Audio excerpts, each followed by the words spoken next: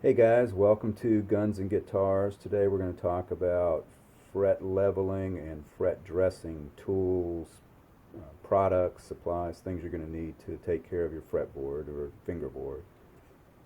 The first thing that I always like to make sure I have is a notepad and pen so I can take notes if I need to take any measurements of anything or keep track of what I've been doing. I like to write it down on a piece of paper.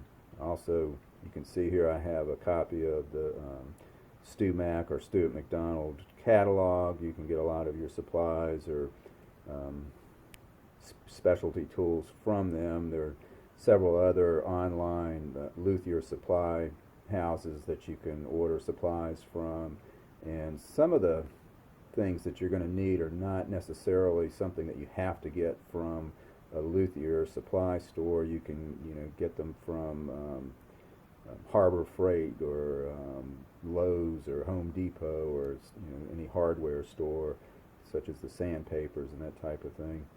Um, One of the first things that you want to do is make sure you go ahead and organize everything that you're going to need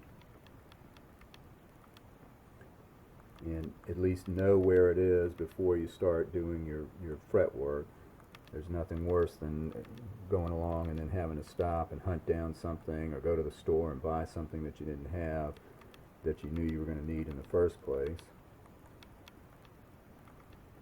And what I'm doing is giving you just kind of an overview of everything that I like to have available, at least, for taking care of the frets. And what I'm going to do is tell you about each of these and why you're going to need them.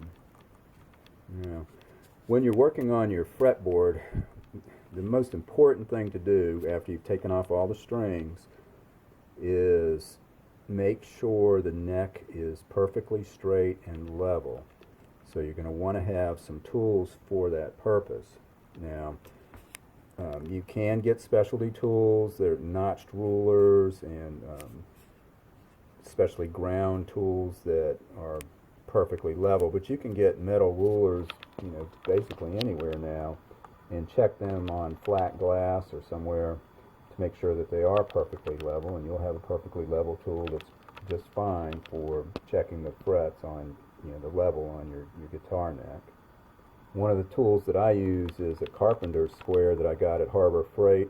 I have this metal ruler that's perfectly level on the edges, and then I have this part that has 3 different sizes on it, and you can actually use this as a fret rocking tool. Smaller end because each of these sizes is perfectly level. I've checked it. I also have a smaller ruler here for whenever you take all your strings off and do something like this, you may have to check your action and reset the bridge height and make sure your strings coming off the nut are in the correct places and you have your correct setup. So sometimes you don't have to use a ruler or use measurements. You can just do it the way you like it, the way it feels best to you, but you can also do it this way. You can use factory specs.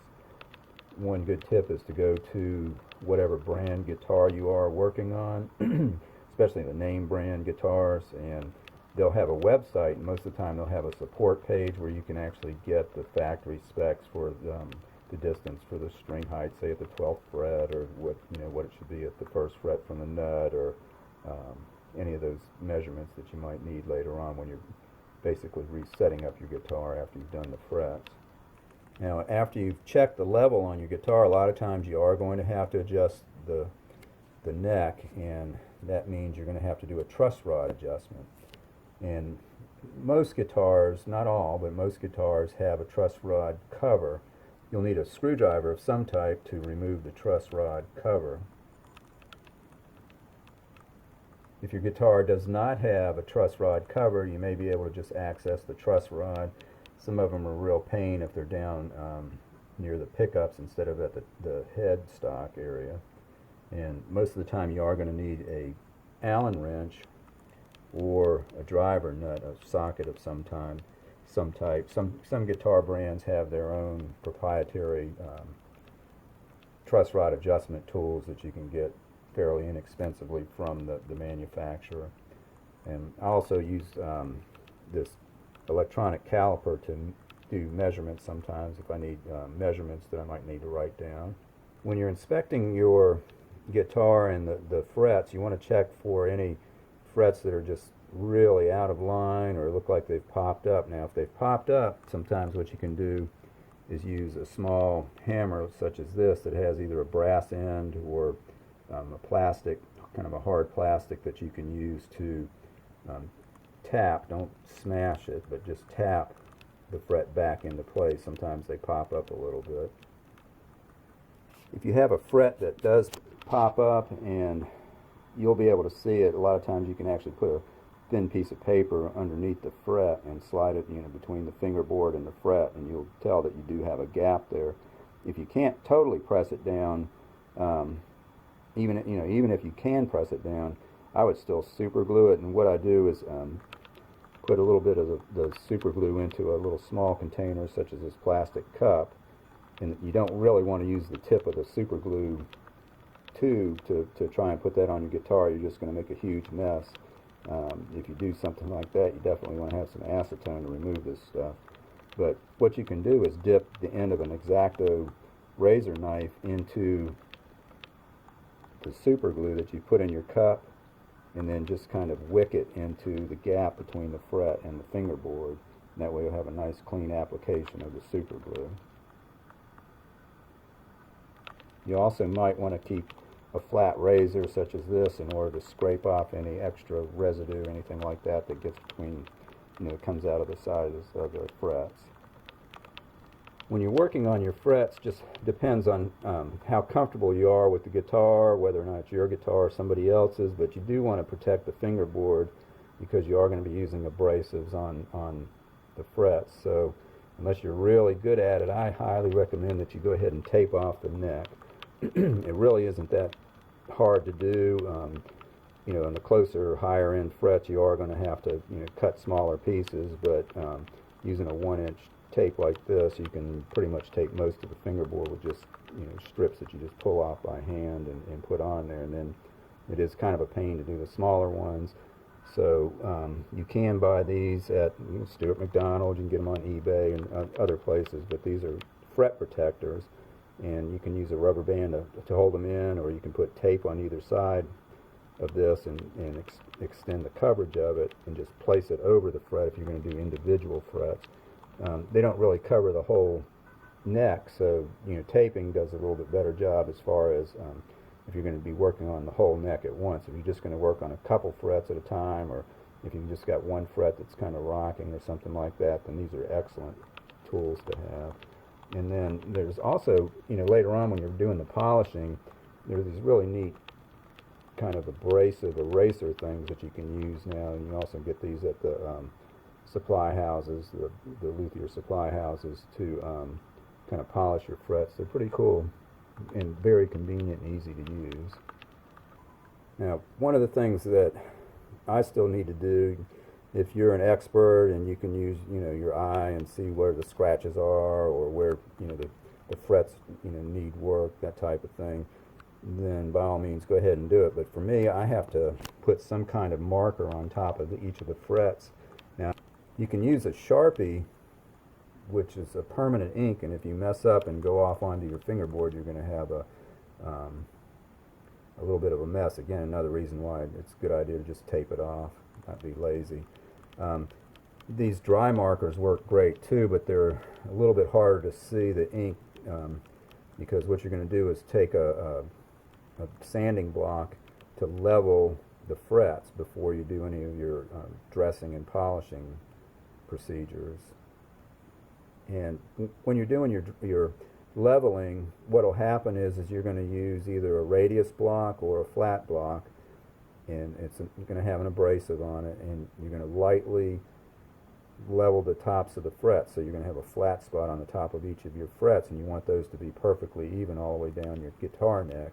And as you're going, you'll see your progress by the amount of the ink that's removed. The shiny spots are obviously lower or higher than the spots that still have the ink, so you're going to have to go down till you get to the last little bit of ink that comes off, and then you're done leveling. Now you can spot sand those down a little bit more. You're going to have a crowning operation and a polishing operation, which will take off a tiny bit more, so you don't have to get exactly perfect, but you do want to try and get it pretty close to that, when you're actually leveling the frets. And that the leveling procedure is done up and down the neck, from the headstock down towards the sound hole or pickups. Polishing, generally you're going to go side to side in most of the operation on that. One of the things that I always like to have is one of these magnifier type head pieces, or any kind of magnifier, so I can actually see really close detail on what's going on with the frets. That's really important that you do it, in order to do a really good job. In order to do the leveling, you can use a radius block. This is a Stuart McDonald radius block, and you can see that it is for a 10-inch radius. It's marked as a 10, and it's got that slight angle. You can see that curvature right there. That's perfect for some of my PRS guitars, which are 10-inch radius necks, the SE guitars. Again, you want to check the manufacturer support website to see what your neck radius is. That's real important, say on a Fender guitar where they might have a compound radius, where near the headstock it might be a 9.5-inch radius, and as you're moving down it's going to change and flatten out maybe to a 12-inch radius. So if you ran this 10-inch radius all the way down the neck, you're actually going to kind of burn both of the ends of the frets and then leave the middle kind of rounded out. It's just not going to work, and it's going to screw your guitar up. So what you would do is use a flat surface. Now this actually has a flat top, and you could, in a pinch, I guess, put a strip of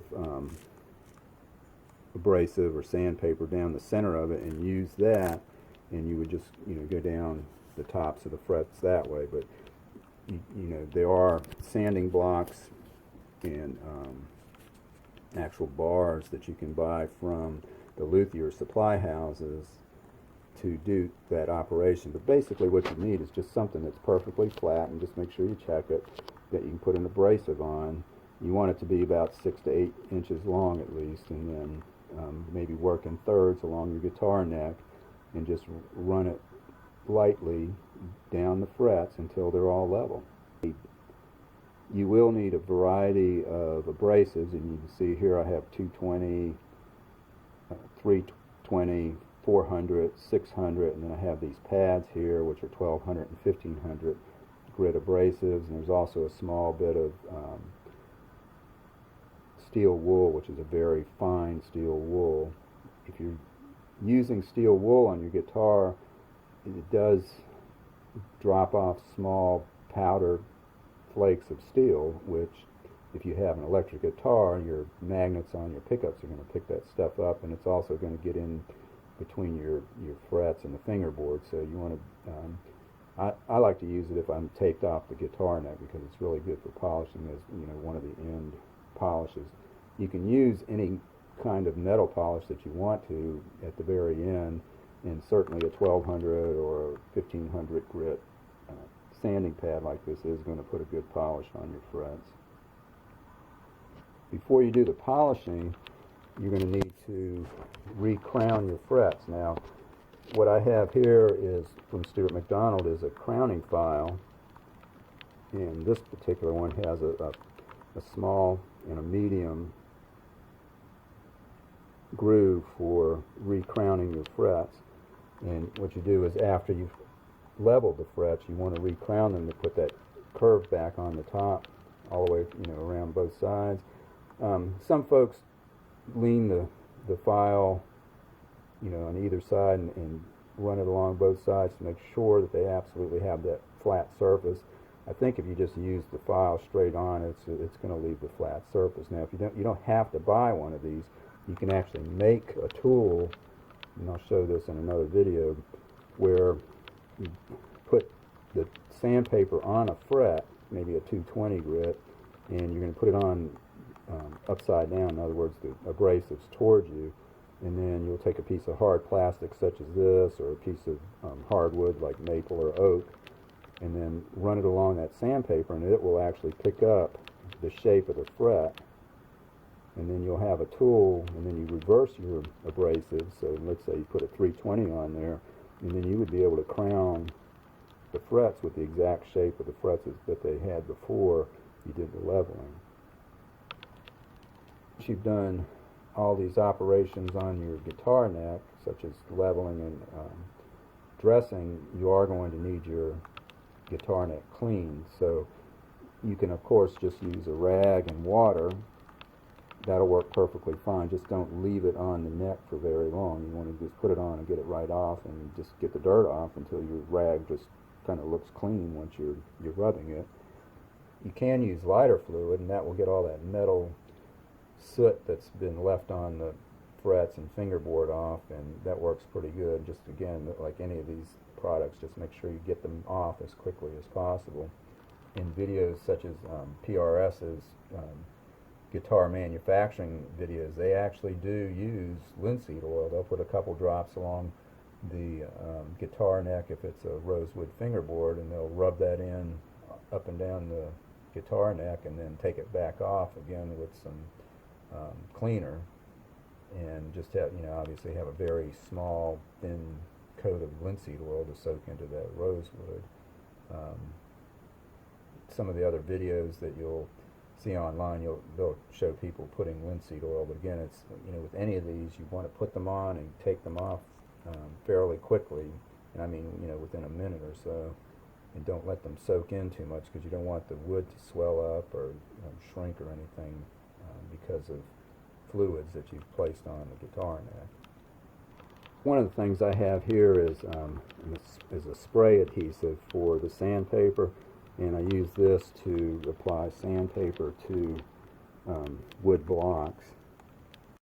And basically, I hope you can tell from this kind of overview of tools that there are no real super set rules on how to do this. It's more what the end result of each of the procedures is. But again, what I like to do is protect the guitar neck, the fingerboard, by tape or some other means, and especially if you're a complete amateur like I am, to make sure that you don't damage the fingerboard, and then just accomplish each of the steps. And what I'll do is I'll put together another video basically just mentioning with a short review of a number of other videos that I've seen online that are kind of how-tos on what to do on each of these procedures, such as leveling or dressing.